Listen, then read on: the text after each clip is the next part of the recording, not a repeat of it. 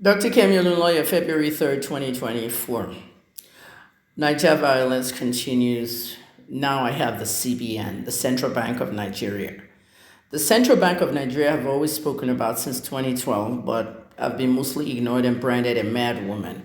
So now that your eyes are open, you've seen what Emefiele is going through.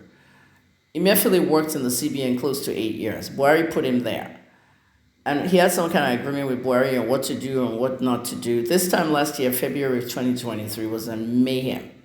It was a mayhem where we had no currency in circulation. The blue money, nothing was in circulation. Nigerians went to banks and they slammed banks, burned them, threw stones, name it. People couldn't access their money. I went to the bank and took 200,000 in blue money. So I was fine during that time, but it was a nightmare. They did this so that what? People don't get bribes or paid during election. At the end of the day, you can see what's going on with Emefiele and the special panel or the special investigator. I've always said that the Central Bank of Nigeria was hacked into a lot of times by the Hausa Yahoo boys.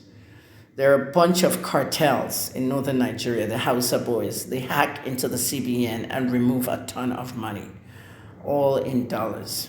When they get the money, they sell the money in Abuja, and they call it Bureau de Change. None of you have ever wondered what the media was doing. Has the Nigerian media investigated why Hausa boys are the only ones that sell money in Nigeria? No, they haven't. This is where the media destroyed Nigeria. A lot of things like this are happening, and you have no idea. Yeah. Have you ever seen another tribe selling money? It's always the Hausa boys. But when we discovered, and I say we, because it's a team of independent investigative journalists who don't relate to the mainstream media because they're not even allowed to report any such things. All these dollars that these guys are hacking into, where are they putting them? Aside from the Bureau de Change. Some of it is going straight to the politician's hands, and the politician or the big businessman will use it to pay for their children's school fees and whatnot. And people were knowledgeable of all these things happening. Bayo Adelabu, you're from my hometown in Oyo State. You were arrested by the EFCC, I think 2014 or 2015, and given administrative bail. Did we hear about your case again? No. Now you're Minister for Power. All of you that you're recycling yourselves into the government and have questions to answer, you need to be answering. Adelabu was taken into custody because of some money issues and all that stuff. Kingsley Moghalu was also at CBN. Everyone that was at CBN at that very same time, okay, were well aware of the hacking in the CBN. I posted all this stuff, I tweeted it, but I was branded a mad woman.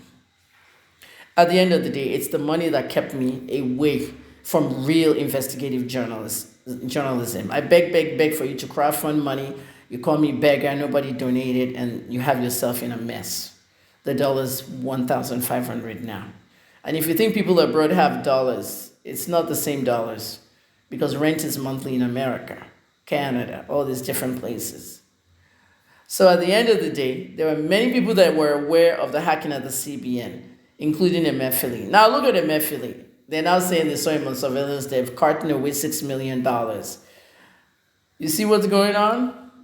Okay, all the Hausa boys. The Central Bank of Nigeria under the new leadership, I think is Cardoso there now. I'm not sure. I think I heard Cardoso. They need to crack open that loop because it's not different from what Hush Puppy did. Okay, Galeb Alomari, if you've never watched my interview, go and watch it on Arise News. Galeb Alomari and Hush Puppy. Hush Puppy laundered the money. Alomari hacked into the computers and took the money. Some of you, how do they hack and get money from Premier League, get money from all these different, that's the same way that they hack in the CBN computers and taking out plenty of dollars. That's where your dollars went to. If anybody dares, they can sue me at the CBN, okay, because you're not going to fuck with me. We're going to take Nigeria back from all of you. And most Nigerians didn't know that the children of the politicians were the ones that were running the CBN. Sanusi is talking now, saying that their spoiled brats don't want CBN moved to Lagos. You were part of the problem, Sanusi. King Sanusi, yeah, you. Sanusi was once the governor of the CBN when he knew all these politicians' children and all these high-ranking Nigerians' children were working at the CBN. That's why none of you could get a job at the CBN. That's why none of you can work in this high government, banking areas because it was reserved for the children of politicians. And I heard statistics like, oh, the spoiled brats don't want to move to Lagos. You know about the spoiled brats, right? Crack down the syndicate, hacking all our money and turning our money to huge amounts. They've stolen all the dollars and they've spent it. Now, most of the Bureau de Change in Abuja have closed because they don't even have any dollars left. You'd be surprised how they're stealing your money. You can steal money now without a gun. You can steal money without anything. Just hack. This is bad, really bad.